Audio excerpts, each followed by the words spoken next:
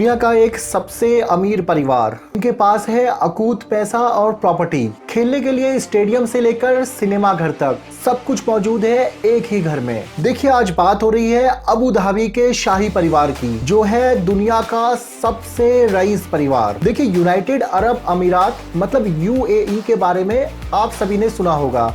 इसमें टोटल 7 अमीरात आते हैं और उनमें से ही एक अमीरात है अबू धाबी। और इसी अबू धाबी का शाही परिवार दुनिया का सबसे अमीर शाही परिवार है। देखिए, इस परिवार का नाम है अल नहयान परिवार और आज की पूरी वीडियो है इसी अल नहयान परिवार के बारे में। आखिर इनके पास इतनी संपत्ति आई कहां से? देखिए, UAE मतलब संयुक्त अरब अमीरात या फिर यूनाइटेड अरब अमीरात 7 अमीरातों से मिलकर बना है। देखिए, संयुक्त अरब अमीरात 7 अमीरातों से मिलकर बना हुआ है।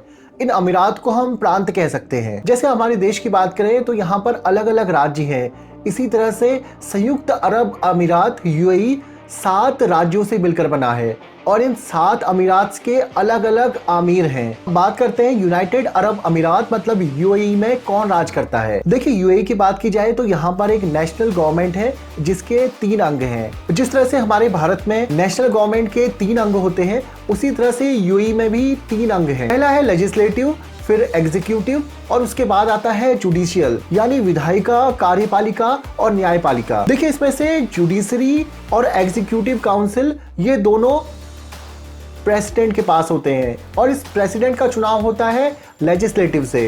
देखिए, अब बात करते हैं प्रेसिडेंट का चुनाव कैसे होता है। देखिए, UAE में फेडरल सुप्रीम काउंसिल बनाई गई है और यही यहाँ पर प्रेसिडेंट को नियुक्त करने का कार्य करती है और इसे ही काउंसिल ऑफ रूलर्स भी कहा जाता है। देखिए, इस काउंसिल के अंदर UAE के 7 अमीरात के आमिर से शामिल होते हैं। इसके साथ ही साल में लगभग 4 बार इस काउंसिल की मीटिंग होती है। देखिए, अब बात करते हैं UAE के प्रेसिडेंट कौन है। UAE के प्रेसिडेंट हैं मोहम्मद बिन जायद अल नहयान और यही अबू धाबी के अमीर भी हैं और इन्हीं का परिवार है दुनिया का सबसे अमीर परिवार। देखिए, नहयान की कहानी की शुरुआत होती है साल 1960 के दशक से और ये वही दशक था जब UAE में तेल मिला था और उस समय अबू धाबी के आमिर थे जायद बिन सुल्तान अल नहयान। देखिए, इन्होंने ही सभी अमीरातों का एकीकरण किया और इन सभी अमीरातों से मिलकर यूनाइटेड अरब अमीरात की स्थापना की और यही UAE के पहले राष्ट्रपति भी बने। देखिए, UAE में शेख जायद बिन सुल्तान अल नहयान को राष्ट्रपिता का दर्जा मिला हुआ है। देखिए, फास्ट फॉरवर्ड करते हुए आते हैं साल 2004 में। 2004 में इनके बेटे शेख खलीफा बिन जायद अल नहयान UAE के राष्ट्रपति बनते हैं और इन्हीं के नाम पर दुनिया की सबसे ऊंची इमारत बुर्ज खलीफा बनी हुई है। देखिए, इसके बाद साल 2022 में शेख खलीफा के छोटे भाई शेख मोहम्मद बिन जायद अल नहयान को राष्ट्रपति नियुक्त किया जाता है। देखिए, ये इंफॉर्मेशन थी इस परिवार के बारे में। अब बात करते हैं ये परिवार इतना अमीर कैसे बना। देखिए, 1960 के दशक में जब तेल की खोज हुई तब से ही इस क्षेत्र के समीकरण बदलने लगे। अबू धाबी के उस समय के शासक बहुत दूरदर्शी हुआ करते थे।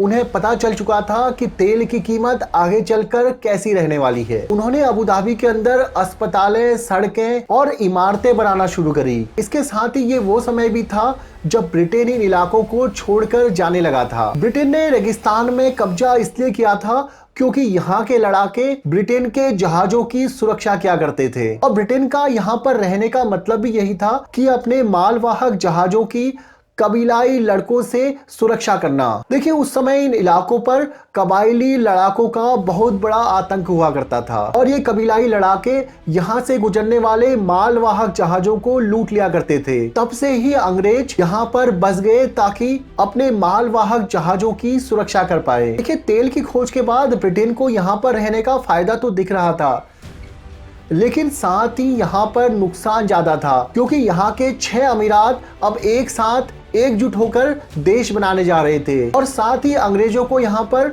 लुटेरों का भी काफी खतरा था। देखिए, इसी साल इन शेखों ने अपने आपसी झगड़े सुलझाने के लिए एक काउंसिल का गठन भी कर लिया था। देखिए, साल 1968 आते आते अरब इजराइल युद्ध और स्वेज नहर संकट के कारण ब्रिटेन ने इन खाड़ी देशों से हटने का फैसला कर लिया था। देखिए, जैसे ही ब्रिटेन ने इन खाड़ी देशों से हटने का फैसला किया, उसी समय अबू धाबी के शासक दुबई के शासक के साथ मिले और आगे चलकर साथ में मिलकर भविष्य के निर्माण की नींव रख दी। इसके साथ ही यह फैसला लिया गया कि 7 अमीरात मिलकर एक देश का निर्माण करेंगे और इसके बाद गठन हुआ संयुक्त अरब अमीरात का और इसके पहले राष्ट्रपति बने अबू धाबी के शासक। देखिए जैसे जैसे समय आगे बढ़ने लगा वैसे वैसे यहाँ के राष्ट्रपति शेख जायद ने यूएई के अंदर कई बड़े डेवलपमेंट प्रोजेक्ट्स शुरू कर दिए और धीरे धीरे जैसे जैसे दुनिया आगे बढ़ रही थी वैसे वैसे तेल की मांग लगातार बढ़ रही थी और इसी तेल के सहारे यूएई का सिक्का चल पड़ा। देखिए यूएई ने इस समय अपने को बहुत सारे विवादों से दूर रखा था। देखिए अल नह्यान की फैमिली जिस रॉयल पैलेस में निवास करती है, इस महल के कंस्ट्रक्शन में सोने का इस्तेमाल किया गया था। देखिए इस महल की बात करें तो ये महल लगभग 94 एकड़ में फैला हुआ है। देखिए इस फैमिली के महल की बात करें तो ये अमेरिका के पेंटागन शहर से लगभग 3 गुना बड़ा है। देखिए इस महल में तत्कालीन यूएई के राष्ट्रपति के अलावा उनके 18 भाई और 11 बहनें साथ रहती हैं और इसी शाही घराने में 9 बच्चे और 18 पोते पोतियां हैं। देखिए इस परिवार की संपत्तियां लंदन, पेरिस जैसे बड़े बड़े शहरों में हैं। देखिए इस परिवार की लंदन में सबसे पॉश इलाकों में प्रॉपर्टीज है और इसी का इस परिवार को लैंडलॉर्ड ऑफ लंदन भी कहा जाता है। देखिए कारों के कलेक्शन की बात करें तो इस फैमिली के पास लगभग 700 कारों का बेहतरीन कलेक्शन है। देखिए फैमिली के बिजनेस की बात करें तो तेल के अलावा एलोन मस्क की company x, football club Manchester और भी ऐसी ही बड़ी बड़ी कंपनियों में इनके निवेश हैं। देखिए अकेला परिवार पूरी दुनिया के तेल उत्पादन का 6% हिस्सा उत्पादित करता है। इनकी इस कंपनी का वर्तमान मूल्य लगभग 235 बिलियन डॉलर है। देखिए दुनिया में दूसरे नंबर के परिवार की बात की जाए तो दूसरे नंबर पर वॉल्टन फैमिली आती है। इस परिवार की कुल संपत्ति लगभग 239 बिलियन डॉलर है। देखिए वॉल्टन परिवार दुनिया की मशहूर कंज्यूमर चेन वॉलमार्ट का मालिक है और दुनिया में तीसरे नंबर पर आती है हर्मेस फैमिली और इस परिवार की कुल संपत्ति लगभग 150 बिलियन डॉलर है। दोस्तों ये थी जानकारी दुनिया की सबसे अमीर फैमिली के बारे में। आपको ये वीडियो कैसी लगी कमेंट बॉक्स में जरूर बताइए। ऐसी वीडियोस को लगातार देखने के लिए चैनल को लाइक, शेयर और सब्सक्राइब जरूर कीजिए। मिलता हूँ आपसे नेक्स्ट वीडियो में, तब तक अपना ख्याल रखिए। धन्यवाद।